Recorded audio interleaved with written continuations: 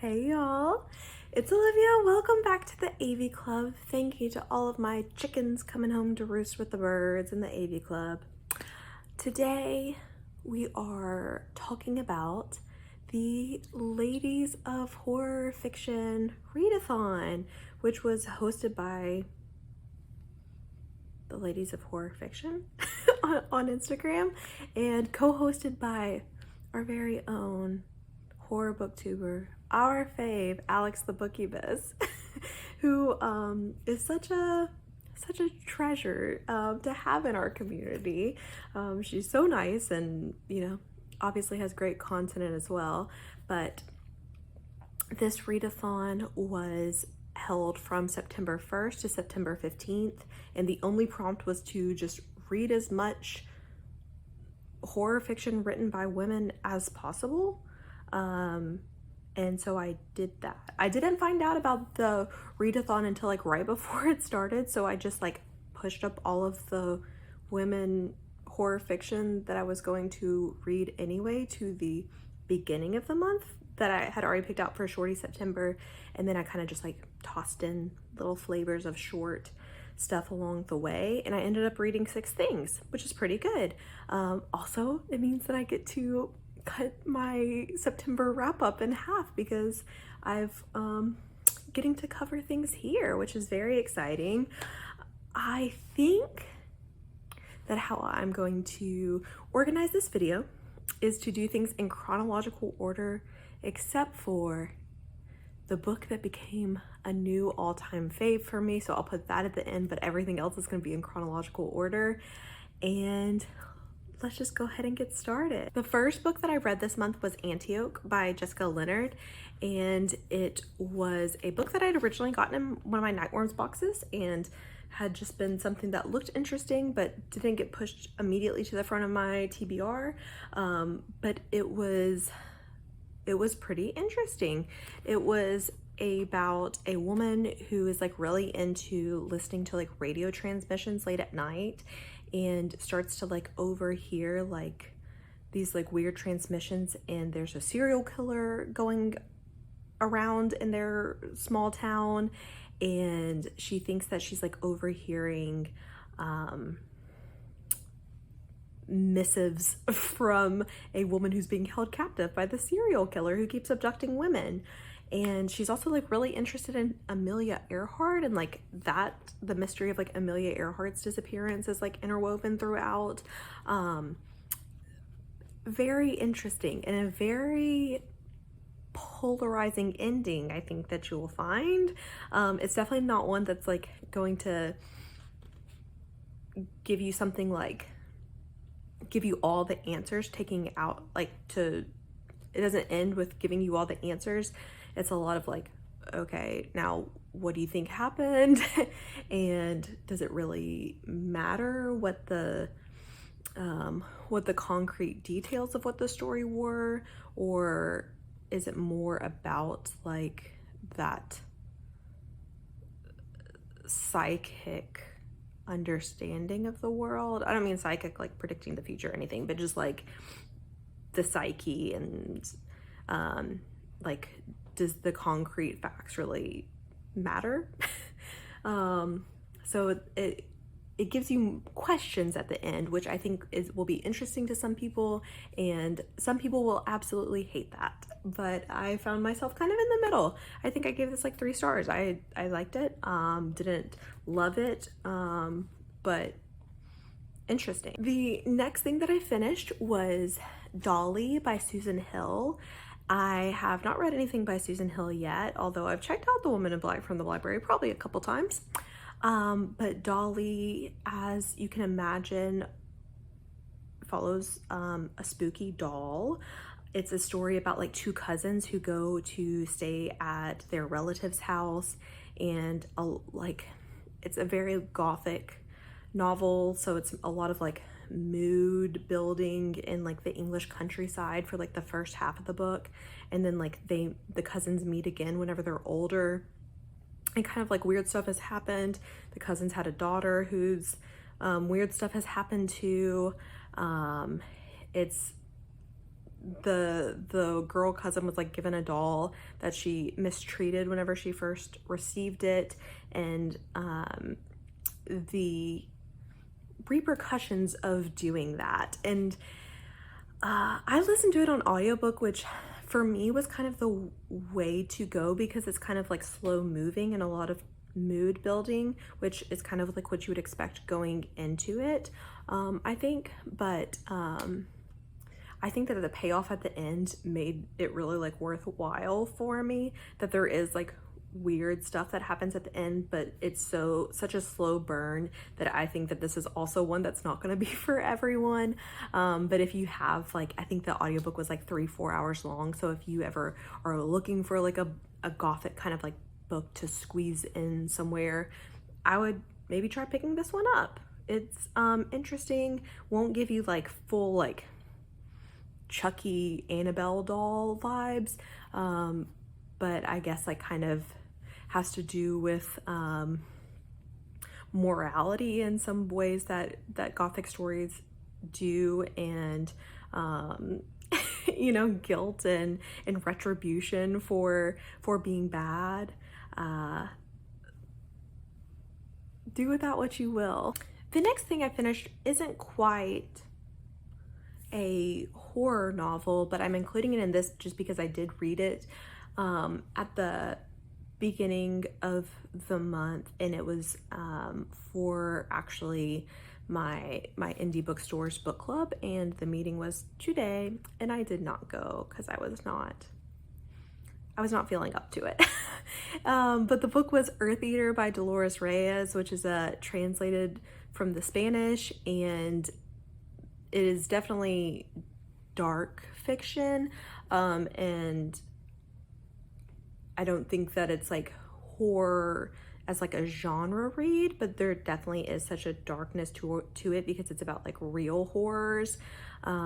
It's about a girl who, whenever she eats dirt that have like touched a person, or whenever she eats dirt, that she has like these like psychic powers to like tell what's like happened to missing people.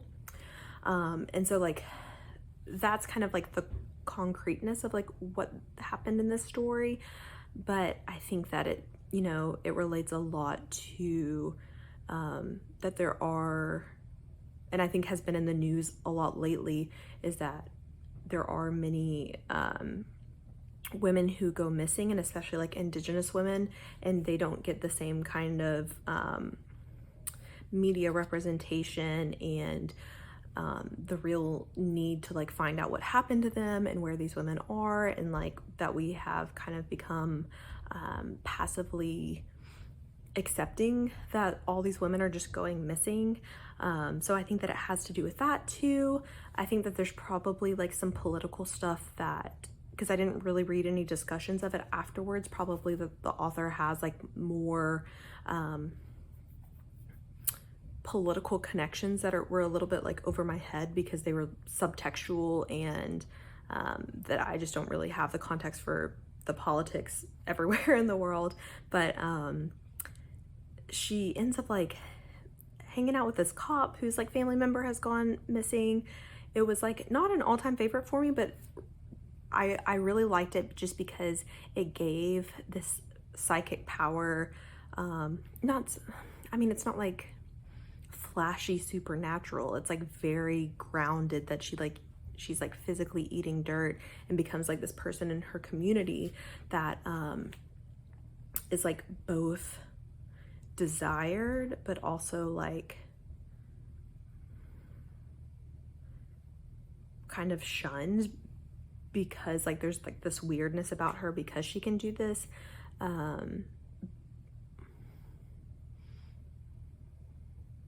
I like that it portrayed her as like very down to earth. Like at the beginning she was just like playing video games with her brother, like really into Street Fighter, and I like that whenever that there's this like power given to these, you know, given to this woman who would, you know, might not have like power in a capitalist society, but you know, does have powers with connection to the earth, and to other people. the next story that I finished was The Lifted Veil by George Eliot. This is also the first George Eliot story that I've read. And it's the story of like a guy who knows he's dying, and it goes on like with like his characterization for like the first half of the book, and then like the second half of the book it's like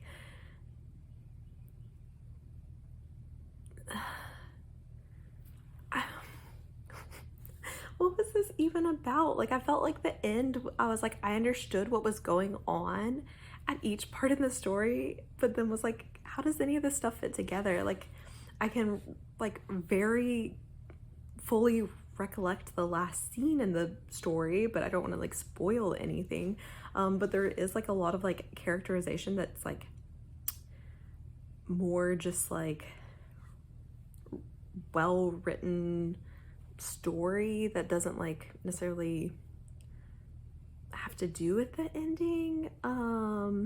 But this is also a story that's kind of about like the truth being found out and retribution. And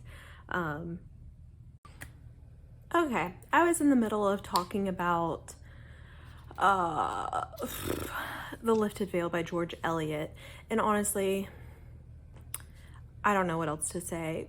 This was just a story, and had a cool ending about, I was talking about like how a lot of the stuff I read had to do with like retribution, guilt, rather than like flashier like horror topics, just because a lot of it was more classic. But while I was like talking about that, I remembered like, Olivia, you read other books this month that aren't on the list that you printed out, because I just printed out like my Goodreads list of when I added books, the books that I added during September. But for books that were already on my like to be read shelf on Goodreads, they weren't added for the first time in September, and so I just completely forgot to talk about them. So I have 2 more books to talk about before I talk about like my new all-time fave that I read this month. So this means I actually read 8, sorry, I just scared for a moment. I actually read 8 books during this readathon, which is a little bit ridiculous, plus reading another one and reading some stuff that weren't by women.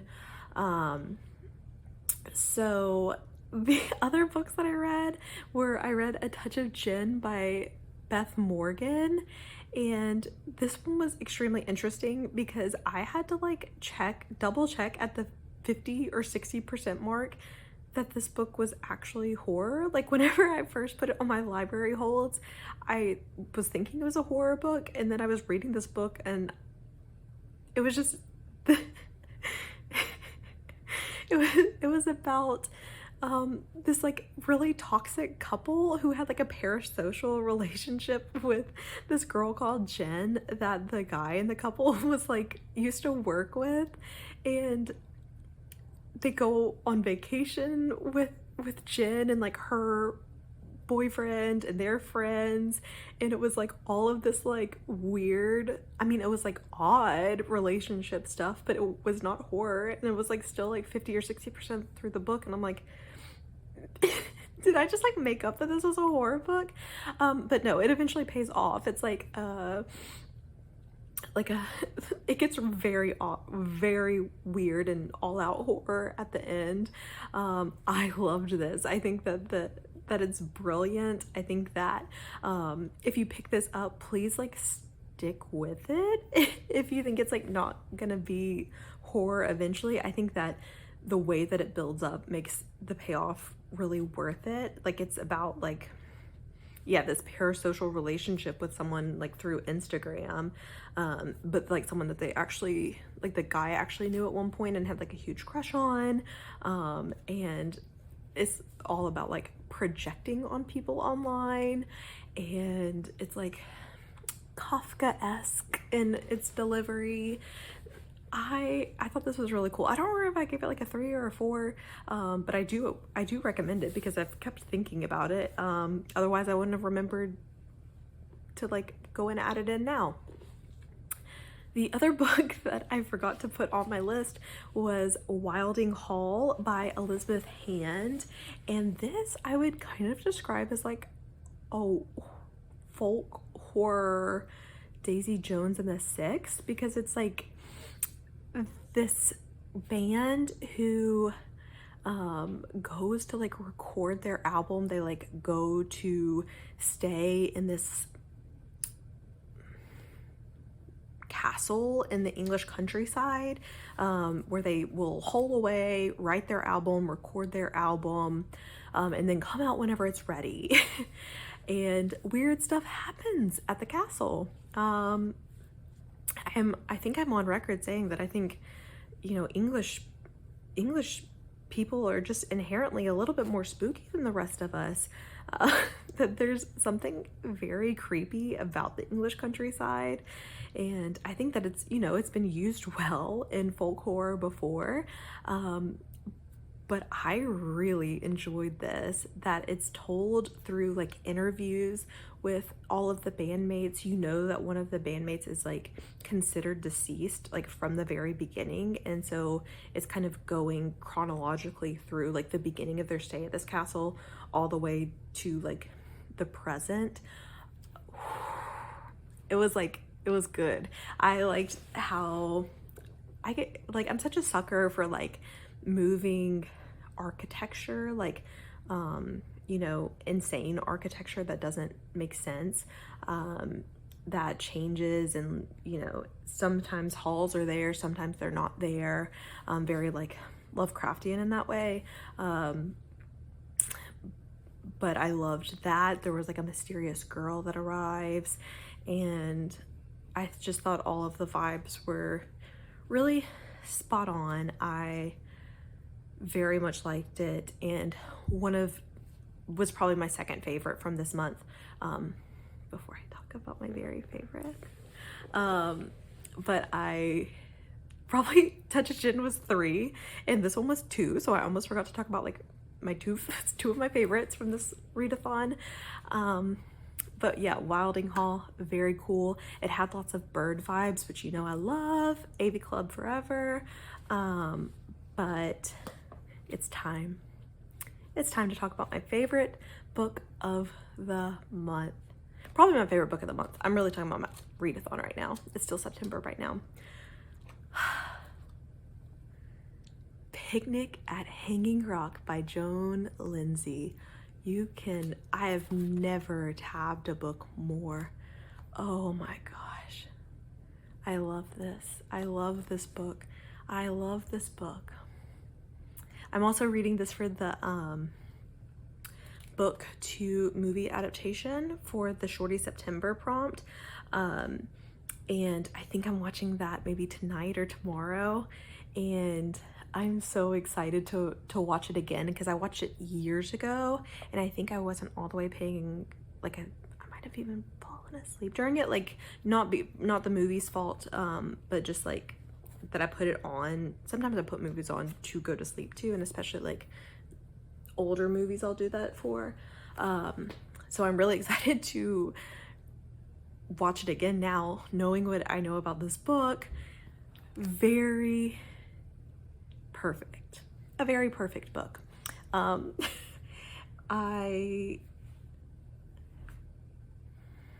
is there to say?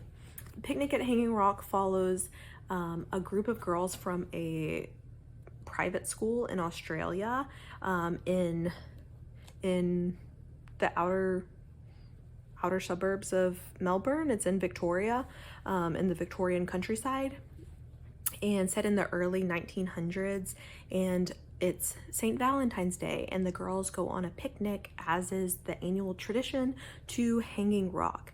And at this picnic, girls go missing, and a teacher goes missing, and they don't come back down. Eventually one girl comes back, but she can't remember anything that happened, and that happens in like the first like 30-40 pages, and then you have the rest of this book that's just like, I don't know. I mean, it's also very gothic. It's more about like, this book is it's queer. Like a lot of these tabs are just like gay stuff happening. There's like an explicitly gay relationship, but then like all of the relationships between the characters are very gay. I think it's a lot to do with,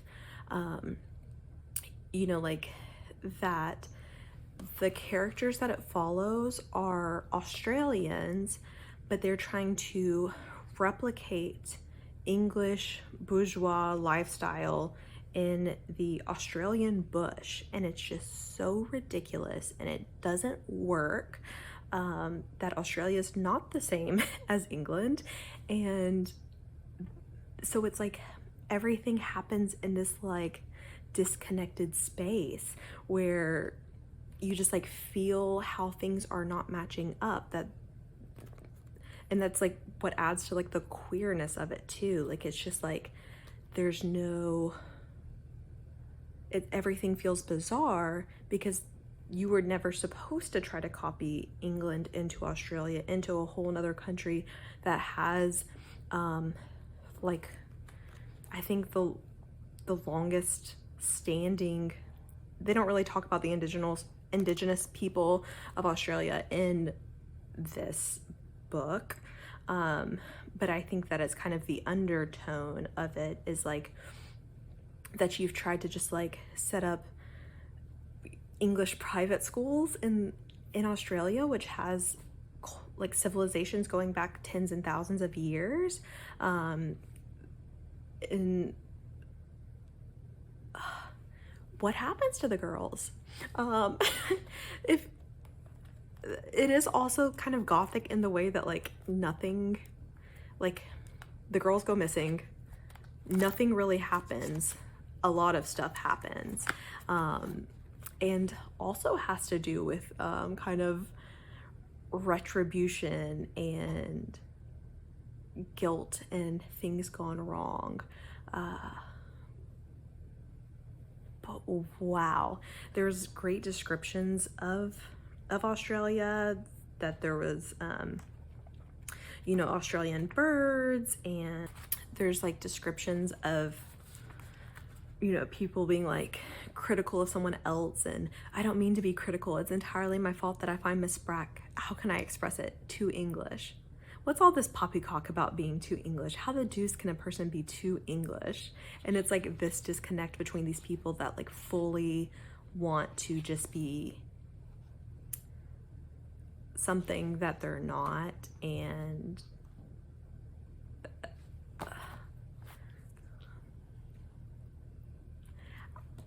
it's hard for me to talk about because it's all about the spaces in between the answers that I love this book. And I definitely I think that's probably like the most explicit text of this book is about the butting heads of English culture, and then like the younger generation who aren't just like, you know, so excited about Queen Victoria's Jubilee birthday, and that they might want new things. Also just like the power structures that are in place, like the people facing retribution for that. I'm so excited to watch this movie. But yeah, I loved Picnic at Hanging Rock. If you like gothic lit at all, I think this is, you know, don't go into it expecting English gothic, because as we've learned, Australia is not England, and wow. And this book is like not as vintage as you might think. Like I think it was written it was written in 1967, so like it is older, but it's not like, it wasn't written in the early 1900s, but it kind of feels like it. But I'm interested in like what was happening in, you know, Australian political thought at the time that this was written, which I haven't really looked into yet, but I'm interested in, you know, like were there lots of like Republican protests going on then? And for like American viewers, Republican in Australia means people who want to make Australia a republic rather than a commonwealth of England, because they're still considered a commonwealth and under the queen, and so there's, you know, always this like kind of like ebb and flow of that being on the Australian radar of making Australia its own republic rather than just like being a commonwealth nation. But very, very, very delicious. This has all the flavor I'm looking for. And I already had someone read this book this month and they loved it just as much as I did. My friend Erica, who is like one of the only people that I get to like talk about books with, you know, in my regular IRL life. So I think this one's a hit. If you're ever looking for something that's like more literary and more about, you know, like kind of this, you know, the spaces in between and not having all the answers, but just kind of like that odd feeling, then Picnic at Hanging Rock. The only other thing I have to talk about is that I started reading Deleuze and Horror Film by Anna Powell this month, which I think I'll kind of be making my way slowly through. I picked this one up just because I'm in, you know, English major die hard, but that I love horror films, and I feel like I have, you know, a good knowledge base to like think about horror films from narratively, just because I'm used to thinking about books narratively, but that I wanted to read this because it has to do more with the aesthetics that are unique to film, and you know, visual components, critical theory about visual components and kinetics and the moving image. So that's 8 books, and then started that. Definitely not something that I want to rush through. I think I'm about like 20% of the way through it now, but I'm just going to be kind of not rushing at all, just like reading a little bit of it every now and then, whenever I'm in the mood to be thinking, which I'm not always ready to be thinking. Sometimes I just want to read a good story. So let me know if you participate in this readathon. What are some of your favorite books by women in horror? Have you read any of these? Do you want to read any of these now? Please let me know. And I'll see y'all again soon. Bye-bye.